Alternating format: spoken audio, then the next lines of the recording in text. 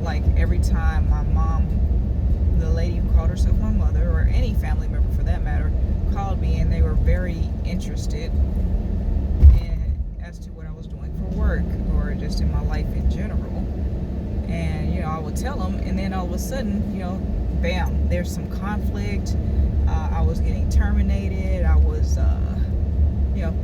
going through some kind of struggle that wasn't there before, because I'm the type of worker, I'd get into a place and I'd have a promotion within 2 months or pay raise. That was the kind of worker I was, definitely in Texas, in the hot ass sun. And it would just be like an unnecessary amount of drama around me and my name. And then there was a bitch that would come in there screaming, a bitch in the form of a dude, an adult male, I guess. It kind of sounded like, I couldn't tell if it was a male or female. The voice was so high pitched, but also had some bass to it, right? And this is like basically at every job I've had. They would just be like with my grandmother. I don't know if she was still in communication with them, talking to them and everything like that, because they never really just respected her. They just were not just played nice enough to keep getting money from her, and that was that, right?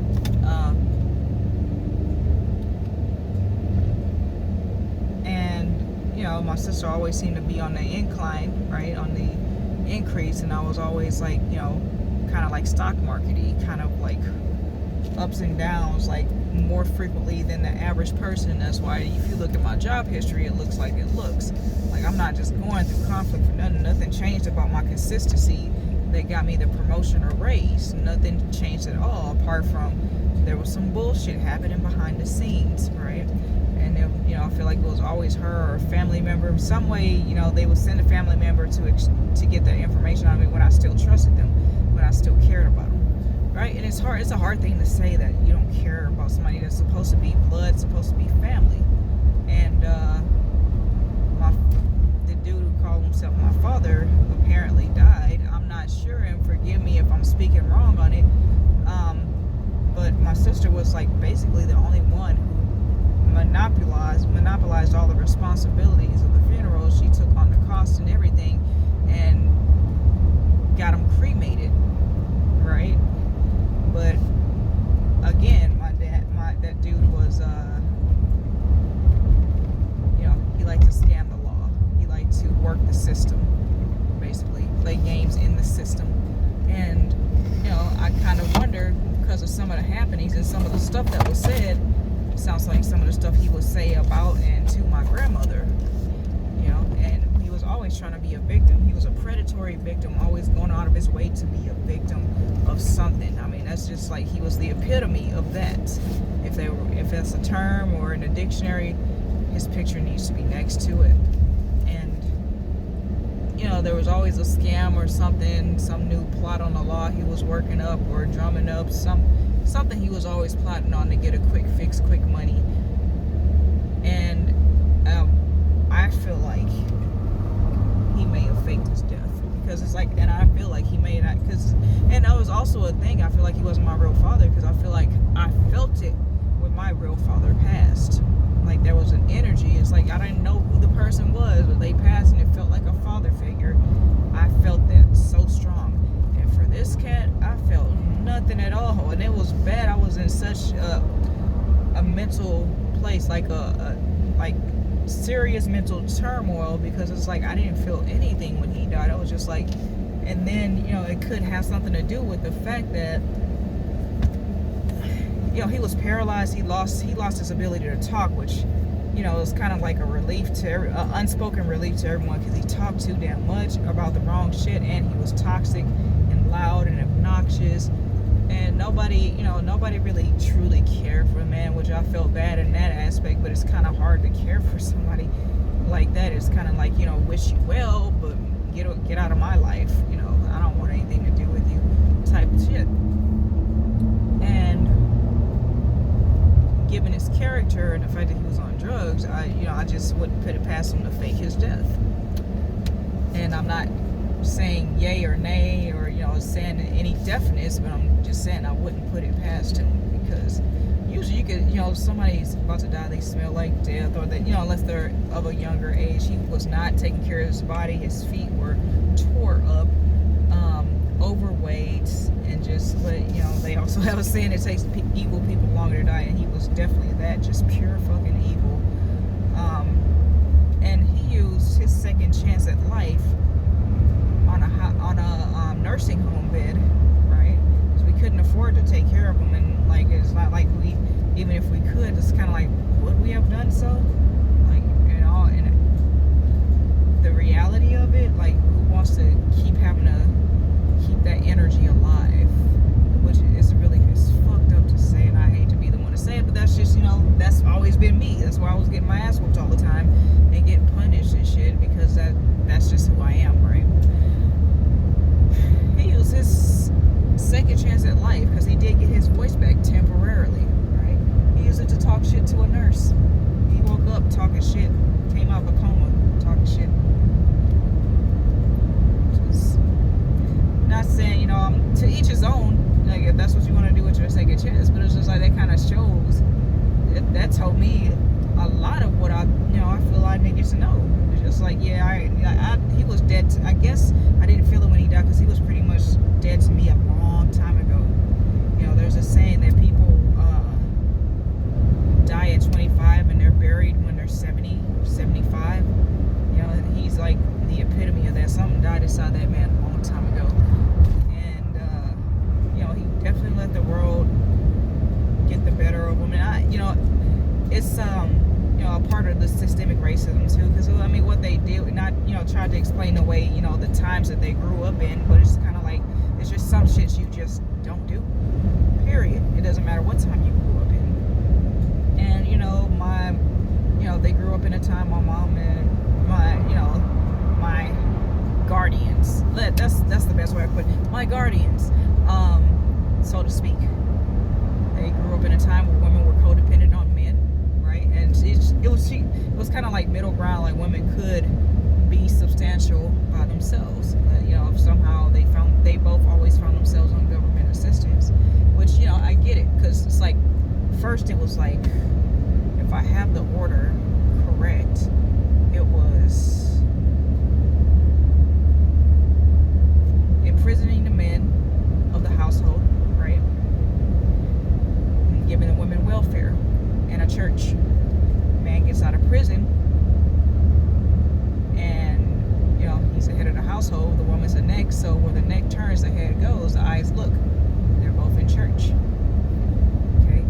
And then it looks as if going to church got them these jobs, the rights to vote, and all these other perks with government assistance and stuff like that. Then that system fails them, right? No matter, despite their greatest efforts, because I'm not here to just bash, I'm just matter of fact telling the truth.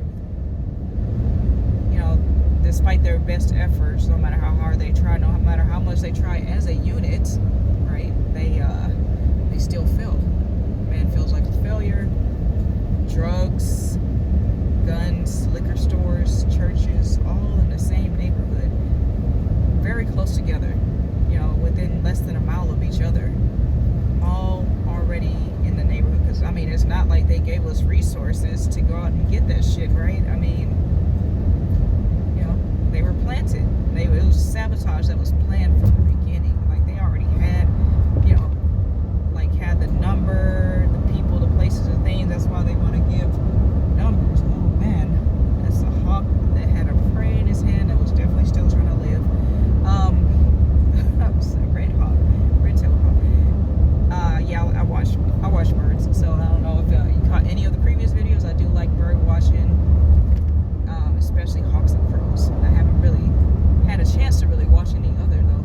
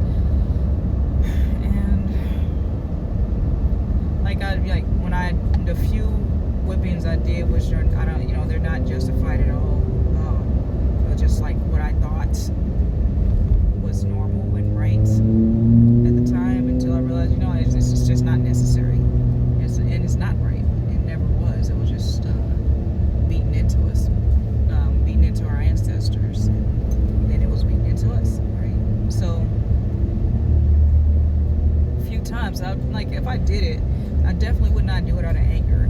You know, there would be like, you know, that you know why you're getting it. You know why this is happening, right? And of course, I would have a conversation. We would have a conversation before and after, and you know, he would accept it. And I think the way that I did it actually did make him more calm and more reflective and less reactive to things, because he's a very patient child. And it's like it's kind of surprising and chilling at the same time, because you know, and yeah, it's just me. I'm just here trying to undo all the trauma, all the pain and suffering that I've endured my entire life. And it's just like, you know, I don't look like not even half of the shit I've been through, not even half. And that's a blessing in and of itself. You know, that stuff, you know, my skin is thick and luminous because you know, I was able to accept the fact that this is what it is, and that, you know, this was them and this is how they were taught. And I knew the whole time that I was going to grow up and do different in most, if not all, if not most aspects, you know, that I knew better, that I learned better or knew better.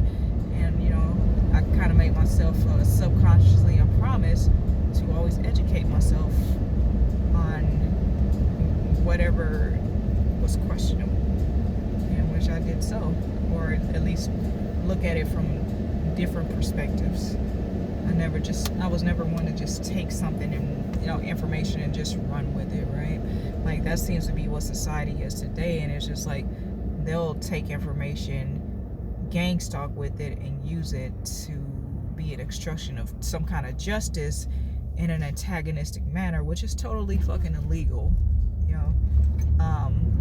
But that was what they did back in the day too. But they didn't have information. They just had the N-word. They had, you know, it's the same shit. You know, the N-word, you know, sit there and observe them and try to gaslight and pick them apart mentally, and like, they really couldn't know, because all we did was transmute the energy and make ourselves better.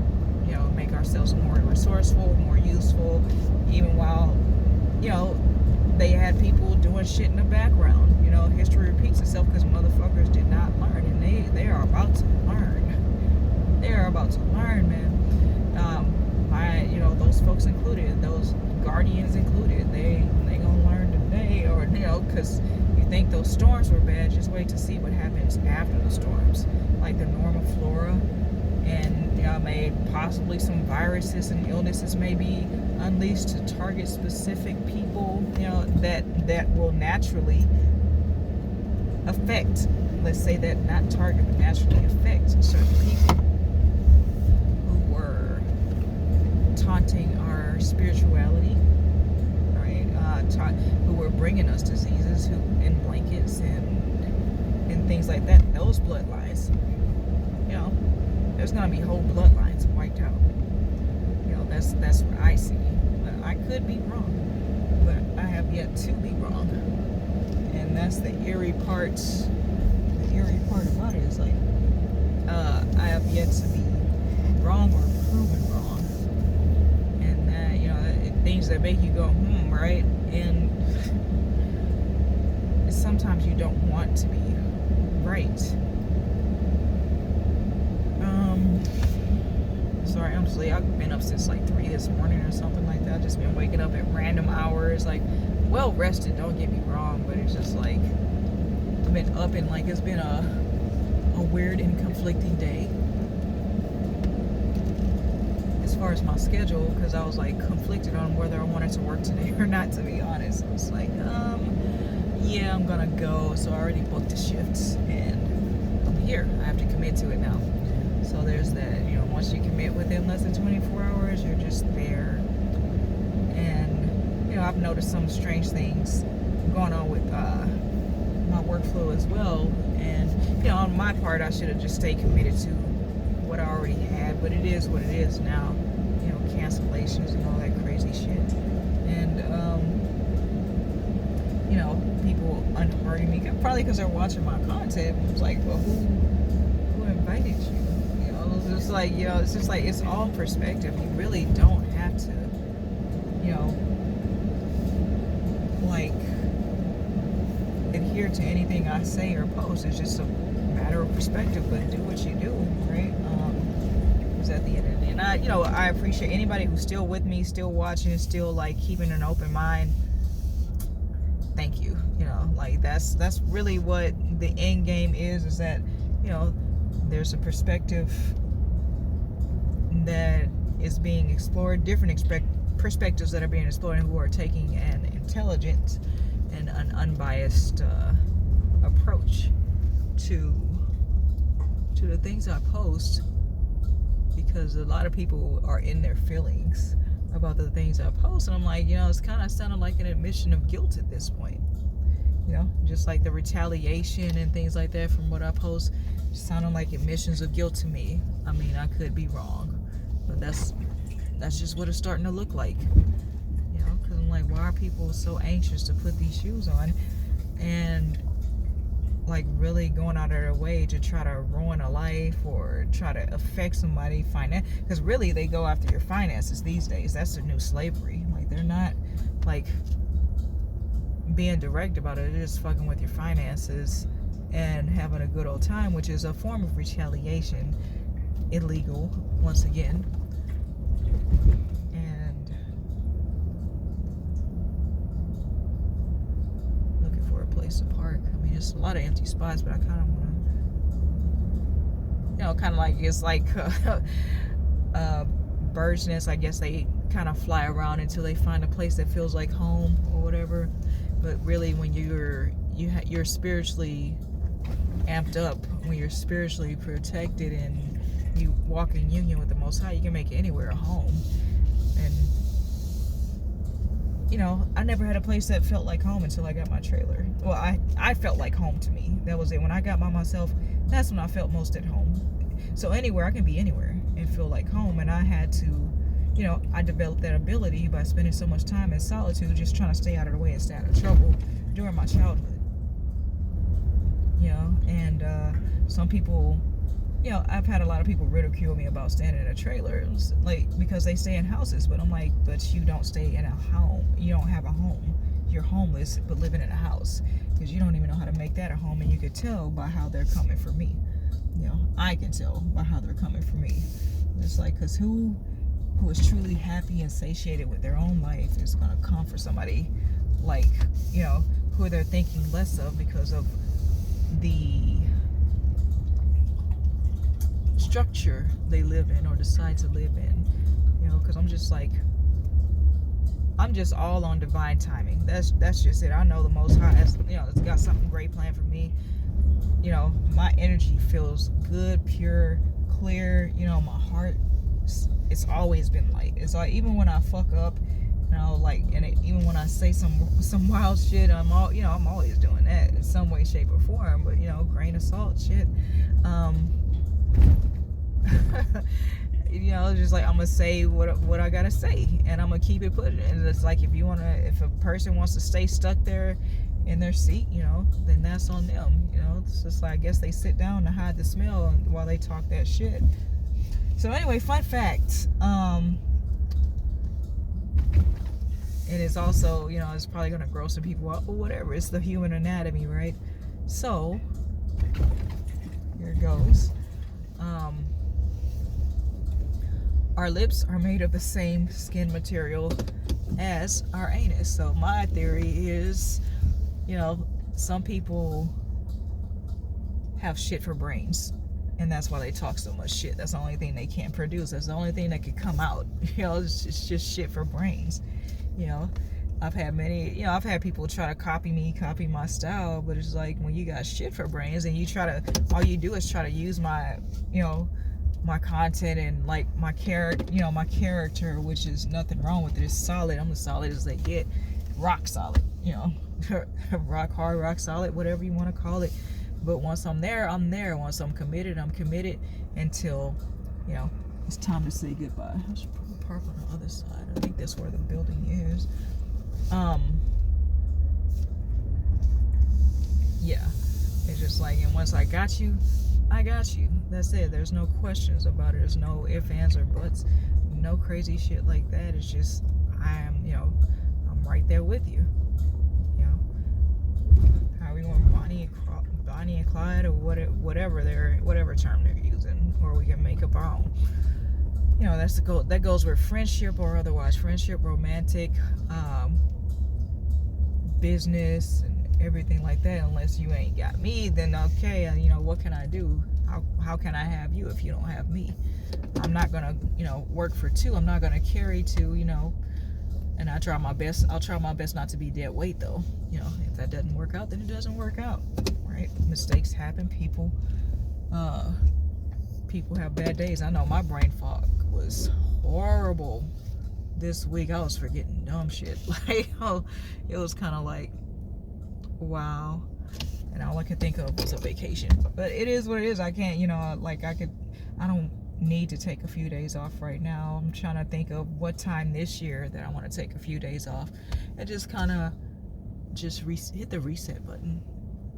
And yeah, I'm just rambling right now, but I'll come back around to how I've been growing, because like I said, I have a lot. There's so many stories. It's like, and people wonder why I'm just not phased. Well, I've never really been phased. Like, even when somebody like intentionally tried to do something to hurt me as a child, like, I know my mom, well, apart from physically, there was like not really many tears, if any. Like, I was told that stories about what my mom did, and I keep having these reoccurring visions of a gravel road or a drive-in movie scene, and visions of trips to Dallas, and I feel like we were following somebody in a gang stalker. So it's kind of like, I don't want to make any accusations, but I feel like that's what was going on when I was in those cars. Like, why are we going to Dallas all of a sudden? Or I remember the male guardian guy who called himself my father, like, why'd you do that to that girl? And I don't know if they were referring to me, because I don't remember what happened before that. And I remember having, for the longest, scar tissue in the back of my neck, and I have no idea. I feel like it was chemical burn, which it very well could have been, because my cousin, I guess she was jealous of my hair, because I've always had like nice hair, just like I always put a hat over it because I don't feel like taking care of it. And she put up her, and if you know, then you know, right? On like, it's what's understood don't have to be explained, and I'm not about to explain it, because if you don't know, you should look it up, I guess, right? My cousin, knowing I had a perm in my head, she put a hot comb to this shit and burned my hair smooth the fuck out. And it grew back, but it hadn't been the same since. It's just like, it's still not, I still have great hair though, so it's just really fine and soft, and to the point. Well, before I thought they weren't gonna. Now it's in locks. I'm on my lock journey now, so there's that. And yeah, so that's another thing. And I remember my grandmother's funeral. And I'm sorry, it's kind of starting to get all over the place now. My grandmother's funeral, my aunt was like, she had daggers in her eyes towards me for, I don't know what was wrong with that lady, like, and what problem she had with me. But I didn't say anything at her funeral. Like, I was like, literally, my heart was torn out. I was speechless. I had no words, like, whatsoever. I was just like, do I even deserve to speak here because of how everything went down? And I carried that guilt for over a fucking decade and a half of leaving her there with those people. Because when I left, it happened fast. It was like less than like 6 months and she was gone when I left her in the care of those people. My mom, mind you, is a nurse, said there was nurses on her side of the family, and I just, I left her to them so I can go take care of my son. And I was in my own like shit show after, you know, I feel like it was a big ass setup, honestly, to get me out of the way so they could steal my inheritance and all kind of just run off and do whatever, because they damn sure flexed with it. They said they sold the house, you know, and I don't even think that was legal, because I was, you know, supposed to be on a deed in the inheritance somewhere. And, you know, I was leaving Texas and I met up with my brother for the last time. Before that, he gave me $1,000 of the money that he said he got from the house. They said they got like 20,000, 11,000 or some shit for it. And, you know, suddenly, like a few months later, him and his family's going to Disney World with the money he says he earned from work. Cool. I'm not jealous. I'll even clap for you. That's cool. Cool story, bro. Like, you know, like, and it sounded like really condescending, like he was trying to rub it in. I'm just like, I don't care about other people's blessings because I know mine are gonna come. So it's, you know, and if they're not, then I'll still clap for you. You know, like, it doesn't matter. Like, I've always clapped for other people even when nobody would clap for me. I'm cool. I'll give you your flowers while you're still alive. Enjoy them, you know, especially if you're on some fuck shit, because those flowers will be the same ones they'll need to put on your graves, because you're gonna be having fish fries and you're not gonna be able to afford new ones probably, or maybe that'll be what causes the chain event of the rest of everybody who was involved to go broke. You just don't know, right? That, you know, that's how karma is. She's funny sometimes. And I wasn't thinking like that, you know. It just kind of came out. That's my shadow just stepped into the conversation, just stepped into the video. Damn, again, you know, surprise guest, right? And oh,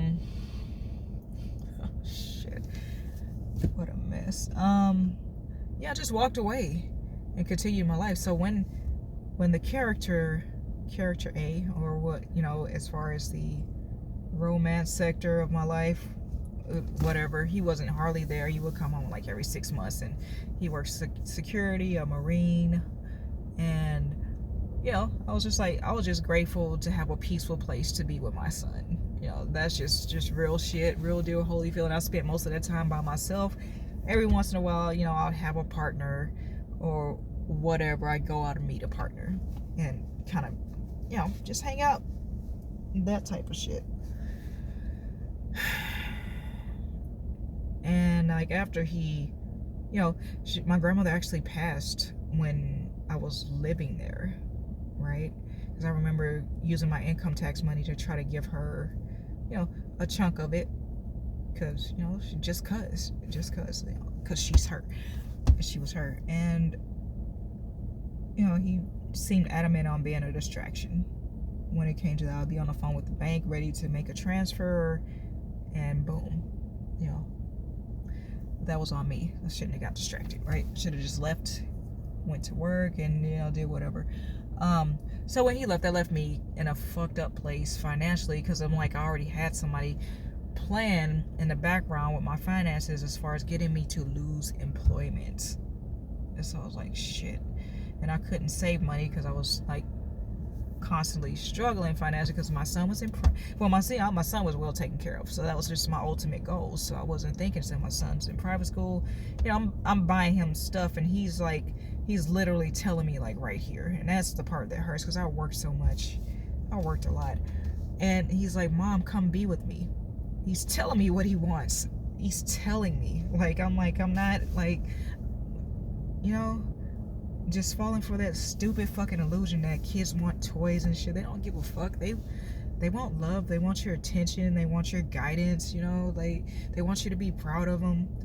And I'm up here going blind at work.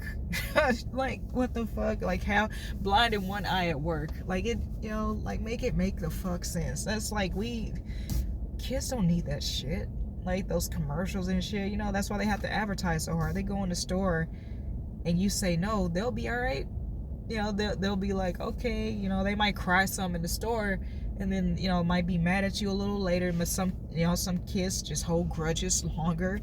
But at the end of the day, you know, home cooked meal, you know, and that's what he had. He did have the home cooked meal, but I was like, I could always do better. I was always trying to do better for him, you know, and until I couldn't.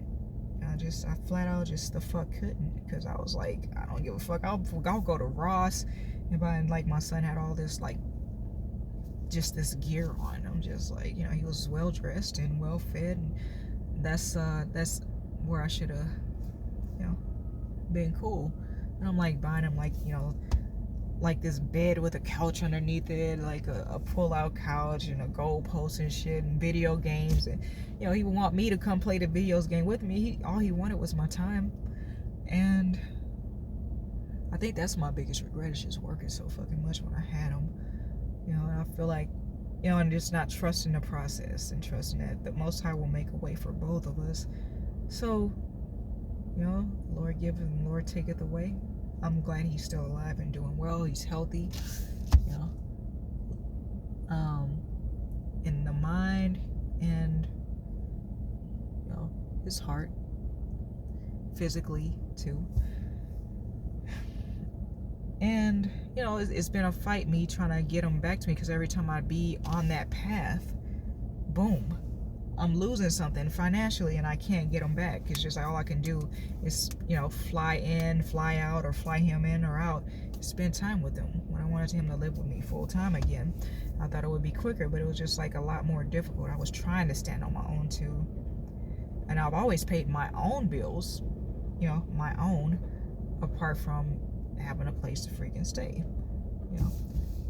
And, I got complacent when I was in a relationship where I was taking vacations and things, until I didn't. And then he saw the change. He felt the fucking change. It's like I'm starting to save money, and then boom, something would happen and it knocked it all the way down, because I had money, extra money.